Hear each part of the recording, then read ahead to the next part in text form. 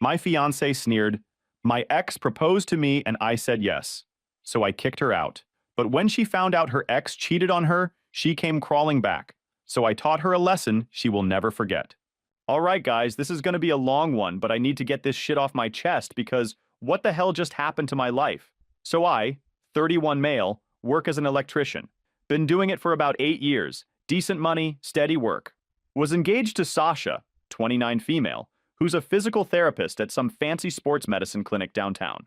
We'd been together 4 years total, living together for the last 2. Got engaged back in February. Everything seemed fine after that. Started talking wedding plans. She wanted fall next year. Big church thing. Reception at a country club. I was cool with it. My parents loved her. Hers seemed to like me. Everything moving forward like it should. But then this happened. I'm on a job site all day, running new electrical for this office building downtown. Long day, dirty work, crawling through ceilings and dealing with ancient wiring that should have been replaced decades ago. Came home around 6 p.m. covered in dust and insulation, wanting nothing more than a hot shower and some food. Sasha's car was in the driveway, which was weird, because Tuesdays she usually stayed late for administrative stuff. Some monthly meeting with the other therapists or billing paperwork. I never paid much attention to the details. Walked in, and she's sitting on the couch, still in her work clothes, but she looked different. Excited? Nervous? That look people get when they're about to tell you news, but they're not sure how you'll react. Like when someone's pregnant or got a promotion or won the lottery. I dropped my tool bag by the door, and she immediately says, "Alex, can we talk? I need to tell you something." That tone. The tone women get when they're about to drop something heavy on you. "Okay, what's up?" She took a deep breath and hit me with it. "Jonathan proposed to me today." Just like that.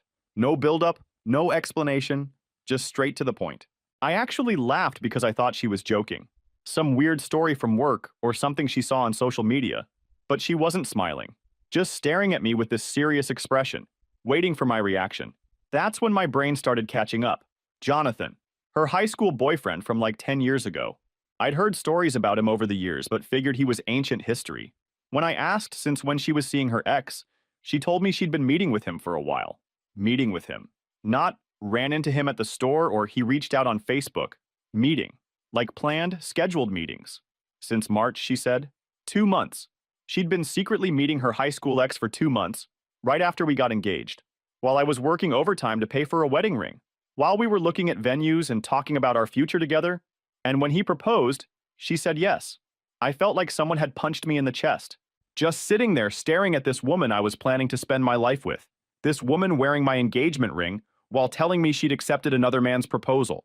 Everything from the past 2 months suddenly made perfect sense. The late nights weren't patient care. She was meeting Jonathan. The secretive phone calls weren't work-related. She was talking to Jonathan. The new clothes and makeup weren't for professionalism. She was dressing up for Jonathan. The emotional distance wasn't cold feet about our engagement. She was falling for someone else. I told her, "Take off my ring." "Alex, let me explain." "Take off the ring, Sasha." She slowly pulled it off her finger and set it on the coffee table between us. 3 months of my salary sitting there like it meant nothing. "You have 1 hour to pack your things and get out." "Alex, please, let's talk about this." 1 hour. She tried to explain, but there was nothing to explain. She'd made her choice, and it wasn't me. Called my sister while sitting in my truck, hands shaking from anger and shock. Evelyn wanted to come over, but I just needed Sasha gone. Needed her out of my house, out of my life, out of my future. 45 minutes later, she came outside with 2 suitcases, tried to say we could still be friends eventually. Friends? After destroying 4 years of my life for some high school nostalgia trip. She drove away, and that was it. 4 years over in one conversation. Went back inside, and the house felt completely empty. Like all the life had been sucked out of it. Her ring was still on the coffee table where she'd left it. I picked it up, put it back in the box, stuck it in my dresser drawer. Didn't know what else to do with the thing. The next few days were absolutely brutal. Took time off work because I couldn't focus on anything electrical. Almost shocked myself twice on Tuesday because my head was completely somewhere else. When you're dealing with 480 volts, being distracted isn't just stupid, it's dangerous. My foreman sent me home after I nearly walked into a ladder for the 3rd time. House felt like a tomb. Every corner had some memory of Sasha attached to it. The coffee mug she always used sitting in the cabinet. Her favorite blanket still folded on the back of the couch. Little things you don't notice until someone's gone and suddenly they're everywhere, mocking you. But here's where it gets really messed up. Her family started reaching out within 24 hours. First was a text from her mom. Alex, I know this is hard, but Sasha has found her soulmate. Jonathan has always been the love of her life. I hope you can understand and be happy for them. Be happy for them. 4 years of my life, and she wants me to be happy that her daughter ditched me for some high school memory. Then her dad called. Left this long voicemail about how sometimes these things happen for a reason.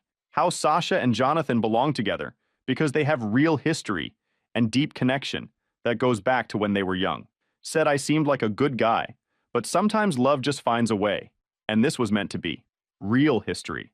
Like the years I spent with his daughter meant nothing compared to some teenage romance from a decade ago. Her sister texted me too.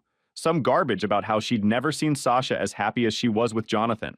How they were perfect for each other, and true love always wins in the end. Like I was some villain standing in the way of their fairy tale reunion instead of the guy who got completely screwed over. The worst part was how they all acted like I should be grateful. Like I should thank them for letting me know that I was apparently just keeping Sasha's seat warm until her real soulmate came back around. Like I was supposed to graciously step aside and wish them well. Not one of them apologized. Not one acknowledged that what Sasha did was messed up. They were all just celebrating her finding true love without giving a shit about the collateral damage. I blocked every single one of them on everything. Social media, phone numbers, email addresses. Didn't need their fake sympathy or twisted logic poisoning my headspace while I was trying to process what happened. My parents, on the other hand, were devastated. Mom actually cried when I told her the whole story. She'd been looking forward to having Sasha as a daughter-in-law, had already started planning outfit ideas for the wedding. Dad just got quiet and angry, kept asking if I wanted him to drive over and have a conversation with Jonathan. Had to talk him out of that. Last thing I needed was my 58-year-old father getting arrested for assault because he was defending my honor or whatever. Though part of me appreciated that he was ready to throw hands for his son. My sister Evelyn became my lifeline through all this. She'd show up every couple days with takeout food, making sure I was eating something besides whatever random crap I had in the pantry. Sat with me while I vented about the whole situation, didn't try to fix everything or offer relationship advice. Just listened and agreed that Sasha was a piece of shit. Best part about Evelyn was that she wasn't surprised by any of it. Said she'd been getting weird vibes from Sasha for months, but didn't want to say anything without proof. Mentioned how Sasha would get this distant look whenever someone mentioned commitment or marriage. Like her mind was somewhere else entirely. Evelyn also helped me start going through Sasha's leftover stuff. Amazing how much crap someone accumulates in 4 years. Hair products in the bathroom, random clothes that didn't make it into her emergency packing session, books and magazines scattered around the house. We boxed it all up and I dropped it off at her sister's place without saying a word. Work eventually helped get my mind off things. My coworkers knew something major had happened, but nobody pried. Construction guys aren't really into discussing feelings, which was perfect. The engagement announcement came about 3 weeks later. Professional photos at some park downtown, both of them looking happy as hell. Her ring was definitely bigger than mine, which probably shouldn't have bothered me but did. Classic move. Had to one-up the ex-fiancé even though his own relationship had imploded. Comments on that post were even worse. Meant to be. True love always finds a way. So happy you found each other again. Like they were celebrating some beautiful love story instead of the wreckage of my relationship. Started wondering if maybe I dodged a bullet.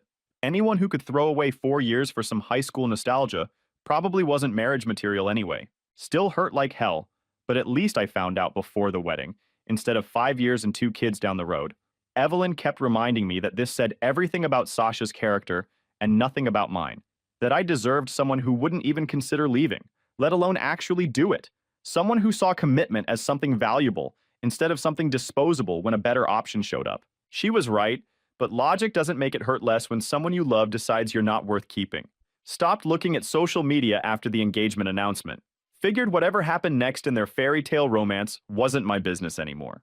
Had to focus on putting my own life back together instead of watching them build theirs on the ruins of ours.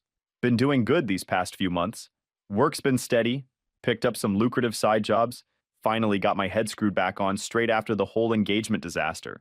Then I got a text yesterday that made me question if I was living in some alternate reality where people have completely lost their minds. Sasha, the woman who destroyed our 4-year relationship for her high school ex, had the absolute balls to ask me for money. For their wedding. I'm not even kidding. Let me break this down because the audacity is so unreal I'm still trying to process it. It was a Tuesday afternoon and my phone buzzes with a text from a number I didn't recognize.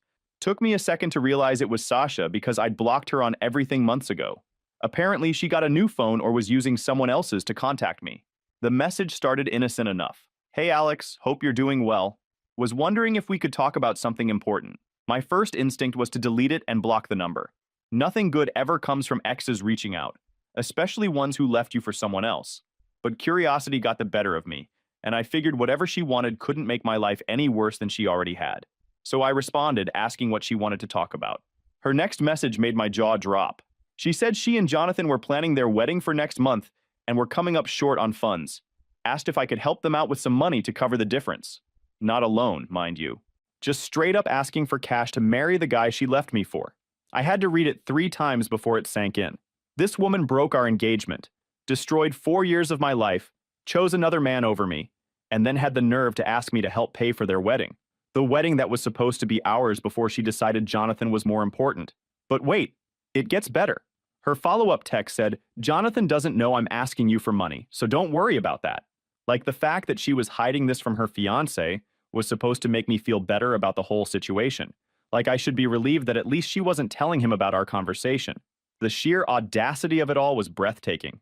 She thought so little of me, had so little respect for what we'd been through, that asking me to fund her new relationship seemed like a reasonable request.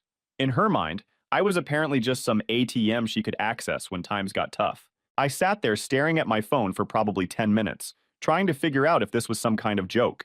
Maybe Jonathan was testing me, or her friends were messing with both of us. But no, the tone was completely serious. She genuinely thought this was something I might consider doing. Part of me wanted to call her and scream about how insane this request was. How completely delusional she'd have to be to think I'd give her money for anything, let alone her wedding to the guy she chose over me. But that would have given her the reaction she was probably expecting. Instead, I asked her why she thought I'd want to help with their wedding expenses. Her response was even more unbelievable than the original request. She said we'd been together for 4 years, and she knew I was a good person who wanted people to be happy. That even though things didn't work out between us, she hoped I'd want her to have the wedding of her dreams. Because that's what good people do. They support their ex's happiness, even when it comes at their own expense. The manipulation was so obvious it was almost insulting, trying to guilt me into paying for their wedding by appealing to my character, making it seem like refusing would make me a bad person instead of someone with basic self-respect. Then she mentioned how much I'd made on recent side jobs, which creeped me out because how the hell did she know about my work situation? Either she'd been asking mutual friends about me, or doing some social media stalking to figure out my financial situation. Both options were pretty disturbing. She also brought up how Jonathan's construction business was struggling right now, and they'd already put deposits down on venues and vendors they couldn't afford to lose. Said they just needed a few thousand to make everything work, and she'd always remember how I helped make their special day possible, a few $1,000s, to pay for the wedding that was supposed to be ours, from the guy she dumped to marry someone else. I finally responded and told her she had to be out of her goddamn mind if she thought I'd give her a single penny for anything, especially her wedding. That asking your ex-fiancé to fund your new relationship was probably the most tone-deaf thing I'd ever heard of. Her response was immediate and predictable. She got defensive and said she was just asking because she knew I cared about her happiness, that she thought I was mature enough to move past our breakup and help out as a friend, because apparently destroying someone's life entitles you to their continued financial support.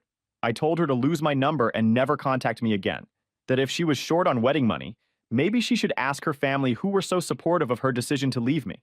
Or better yet, maybe Jonathan should figure out how to afford his own wedding instead of having his fiancée beg money from her ex. She tried one more time saying I was being vindictive and holding grudges instead of moving on like an adult, that helping them would show I was truly over our relationship and wish them well. More manipulation disguised as relationship advice. Blocked the number and went back to my day, but I couldn't stop thinking about the sheer balls it took to make that request. Months after destroying our relationship, she thought I'd be willing to bankroll her new one, like I was some charitable organization dedicated to funding her happiness regardless of how she treated me. The worst part was how casual she was about it. No acknowledgement of how inappropriate the request was, no apology for putting me in that position, no recognition that maybe asking your ex-fiancé for wedding money wasn't exactly normal behavior. Just entitled expectation that I'd want to help because we used to care about each other.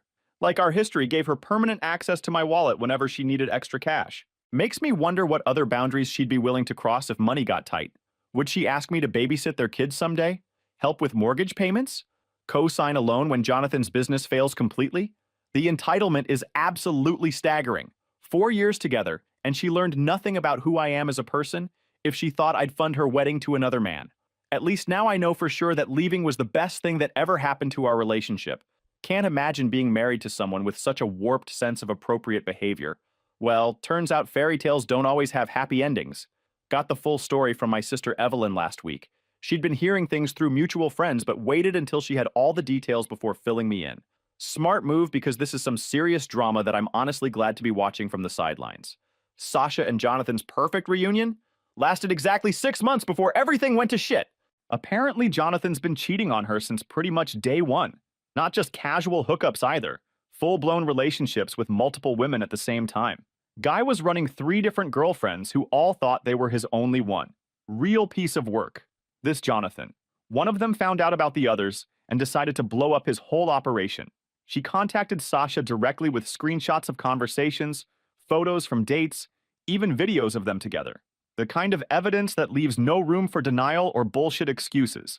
When Sasha confronted Jonathan about it, he didn't even try to lie. Just told her he wasn't ready to be tied down, and she should have known better than to expect monogamy from him. Like cheating was just part of his personality that she should have accepted from the beginning. But here's where it gets really messed up. The cheating wasn't even the worst part of this disaster. They got into a huge fight at his apartment over the whole thing. Started with yelling and accusations. Typical relationship drama when someone gets caught red-handed. But then Jonathan completely lost his shit when Sasha said she was leaving him. He grabbed her hard enough to leave finger marks on both her arms. When she tried to walk out, he shoved her into the wall so hard she hit her head and ended up with a black eye. Neighbors heard the commotion and called the cops. Evelyn said this wasn't the first time he'd gotten physical either. Apparently, Sasha had been covering up bruises for weeks, making excuses about bumping into things or accidents at work. Classic abuse victim behavior that nobody really noticed until it was too obvious to ignore. The whole timeline is incredible when you think about it. 6 months ago, she left our stable 4-year relationship because she couldn't say no to her first love, threw away everything we'd built together for some high school fantasy that existed only in her head. What she got instead was 6 months of lies, cheating, and abuse from a guy who never gave a damn about her. Jonathan saw an opportunity to have some fun with his old girlfriend and took it. Consequences be damned. Soon as the novelty wore off, he showed his true colors. Part of me feels bad for her because nobody deserves to get hit, no matter how stupid their decisions were. But mostly I feel vindicated as hell. She chose excitement over stability, passion over trust, her first love over the guy who actually loved her. Well, she got exactly what she chose. Hope those 6 months of true love were worth destroying our 4 years together. The really crazy part is how Jonathan's handling the whole situation. Instead of trying to make amends or get help for his anger issues, he's doubling down on being a complete jerk. Told mutual friends that Sasha was too clingy and dramatic, that the relationship just wasn't working out for him. No mention of the cheating or the violence, just painting himself as the victim of some crazy ex-girlfriend who couldn't handle his free spirit. Classic abuser move. Make yourself look like the reasonable one while your victim deals with the aftermath of your bullshit. Sasha's apparently staying with her parents and dealing with the reality that her perfect soulmate turned out to be a piece of shit. The same parents who were so supportive of her decision to leave me are now watching their daughter pick up the pieces of her life. Her family's suddenly not so excited about Jonathan anymore. Funny how getting cheated on and abused changes people's perspective on someone's character. Where are all those comments about true love finding a way now? The same family that celebrated Sasha's choice to dump me for her high school ex is now dealing with the consequences of that decision. Suddenly, Jonathan's not the perfect man they thought he was when he was stealing someone else's fiancée. Evelyn also mentioned that people have been asking about me lately. Mutual friends who remember how Sasha left and are wondering how I'm handling all this drama. Most of them seem to realize now that I was the stable option she threw away for this disaster. Told Evelyn to let them know I'm doing great and have completely moved on with my life. Which is true. Started seeing someone new a few months ago and things are going really well. Her name's Jade and she's nothing like Sasha, which is exactly what I needed. Jade actually knows about my past with Sasha, but doesn't make it weird or competitive. Just acknowledges that what happened sucked and focuses on building something good between us instead of dwelling on old drama. Complete opposite of the mind games and emotional manipulation I dealt with before. We've been talking it slow and making sure we're both ready before making any big decisions. Novel concept after watching Sasha blow up her life for some fantasy reunion. The contrast between my current situation and the chaos Sasha's dealing with is pretty stark. I'm building something stable with someone who actually wants to be with me, while she's learning the hard way that excitement doesn't last when it's built on bullshit. Sometimes the best revenge is just living well while your ex's life falls apart from their own bad choices. Sasha wanted passion and excitement over boring old stability. Well, she got plenty of excitement, just not the kind she was hoping for. Guess now who's been trying to crawl back into my life ever since. Started about 2 weeks after Evelyn told me what happened. My phone began ringing from numbers I didn't recognize. At first I figured it was work calls or spam, so I'd let them go to voicemail. Big mistake. First voicemail was Sasha's voice, and she sounded like absolute shit. Crying, voice all shaky, barely getting words out between sobs. Said she needed to talk to me about everything that happened, that she'd made a huge mistake and really needed my help right now. Deleted it without listening to the whole thing. Whatever crisis she was having wasn't my problem anymore. She'd made her choice 8 months ago when she picked Jonathan over me. Living with the consequences of that decision was on her, not me. But the calls kept coming. Different numbers every time, like she was borrowing phones from friends or using those temporary number apps.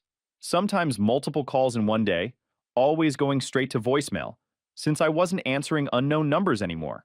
The voicemails got more desperate each time. Started with apologies about how sorry she was for everything that happened between us, how she realized now that what we had was real and special, and she'd thrown it away for something that turned out to be completely fake.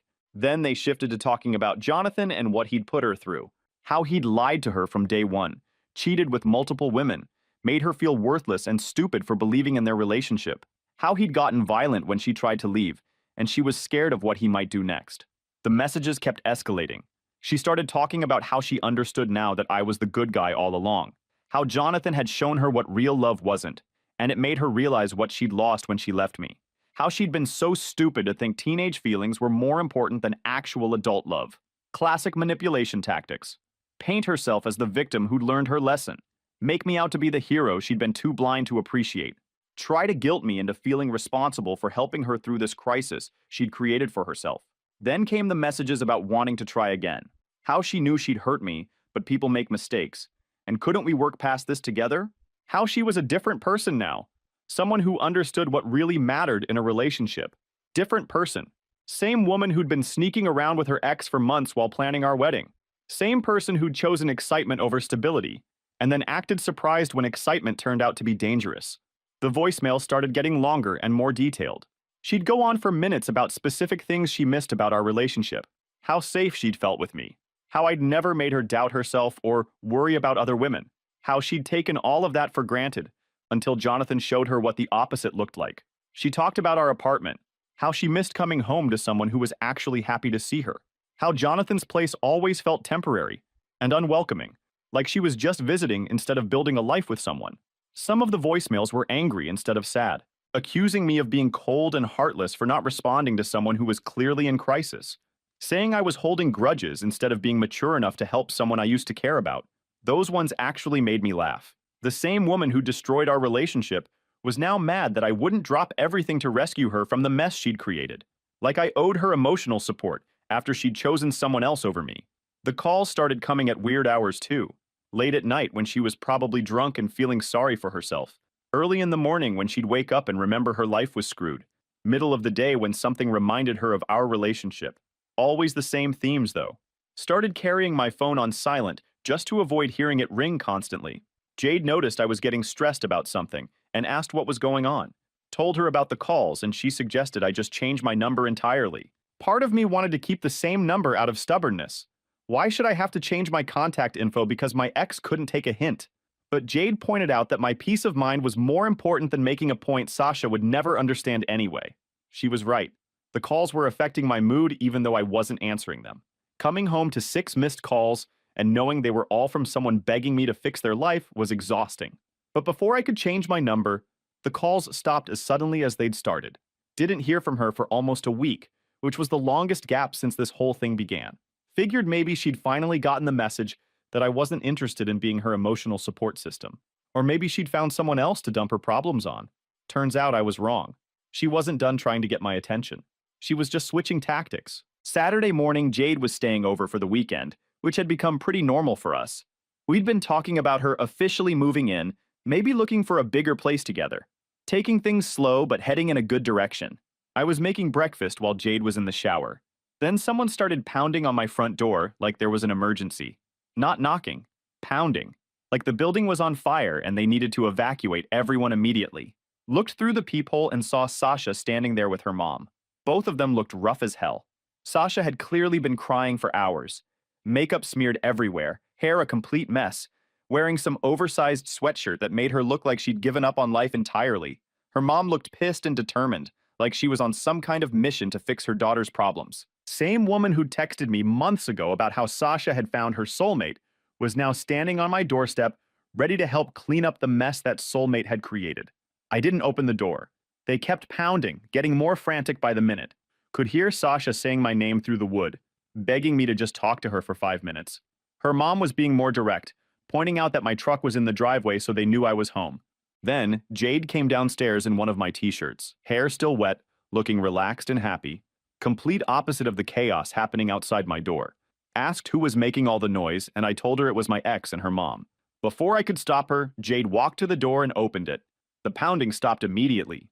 Sasha's face went through about 5 different emotions in 2 seconds.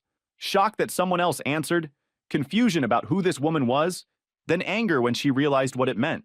Her mom looked equally surprised but tried to hide it better. Jade handled the whole thing perfectly. Calm, polite, but firm about the fact that I was busy. Didn't get drawn into drama or explanations, just stated facts. I came up behind Jade with my hand on her shoulder. Sasha saw me, and her whole expression changed to desperate relief, like seeing me was going to solve all her problems. She immediately launched into how she'd been trying to reach me for weeks, how we needed to talk about everything that happened. Told me she'd made the biggest mistake of her life leaving me for Jonathan. Her mom jumped in right away with the sob story. How Sasha had been through hell with Jonathan, how he wasn't who they thought he was. Interesting how Jonathan went from being Sasha's soulmate to some dangerous stranger once he showed his true colors. Same mom who told me how perfect they were together was now acting like she'd never supported the relationship. Convenient how that worked out. I kept my responses short and to the point. Not interested in getting drawn into their emotional manipulation or guilt trips about our history together. Sasha looked back and forth between me and Jade, clearly shocked that I'd moved on, asked how long we'd been together, seemed genuinely surprised it had only been 10 months since she'd left me for her ex. She tried the whole routine about how what we'd had was real, while Jonathan was just confusion and nostalgia. How our relationship had been solid and meaningful compared to her fairy tale reunion that turned into a nightmare. Too little too late. I told her that what we'd had was past tense, finished the moment she chose someone else over me. Her mom tried a different approach, appealing to my character, talking about how I was a good man, how Sasha had learned from her mistake, asking if I couldn't find it in my heart to forgive her. I explained that I'd already forgiven Sasha for my own peace of mind, but forgiving someone doesn't mean taking them back. Forgiveness is about letting go of anger, not giving someone another chance to hurt you. Sasha got more desperate, asking why I wouldn't even consider trying again. I laid it out simply, because I didn't trust her anymore, because she'd shown me who she really was when things got complicated, and that person was someone who'd abandon our relationship for a teenage fantasy. When she tried to claim she'd been confused about her feelings, I called bullshit. She wasn't confused, she was selfish, wanted to keep me as backup while she explored whether Jonathan was a better option. Sasha broke down crying, begging for another chance, saying people make mistakes. I reminded her that I'd given her a chance for 4 years and an engagement ring, which she'd traded for 6 months with Jonathan. When she described those 6 months as hell and talked about how Jonathan was nothing like me, I told her that wasn't my problem. The consequences of her choices weren't something I needed to fix. Her mom made one last attempt, asking if I'd really not even consider taking back someone who'd realized what she'd lost. I explained that Sasha hadn't realized what she'd lost. She'd realized that her backup plan was better than her first choice. Not the same thing at all. Throughout this whole conversation, Jade stayed right beside me. Could feel her support without her needing to say anything. She answered their questions about our relationship honestly, but didn't get defensive or territorial. Sasha's anger started showing through the desperation when she realized I'd moved on quickly. I pointed out that I'd moved on after she left me, which is what normal people do when someone chooses someone else over them. When she tried the guilt trip about our 4 years together not meaning anything, I explained that those 4 years had meant everything until she decided Jonathan meant more. I looked at these 2 women standing on my doorstep, one who'd destroyed our relationship for a fantasy, and one who'd supported that decision until it backfired. 10 months ago, I would have done anything for Sasha. Would have married her, built a life with her, trusted her completely. Now she was just someone from my past who'd made really bad decisions and wanted me to help fix the consequences. I told them no. Simple as that. That hit both of them hard. Sasha's face crumpled and her mom looked like I'd slapped her. They stood there for another minute, probably hoping I'd change my mind or invite them in to continue the conversation. But there was nothing left to say. Sasha had made her choice, lived with the consequences, and now wanted to undo it. Life doesn't work that way. They walked back to their car without another word. Jade closed the door and locked it, asked if I was okay. I was. Actually better than okay.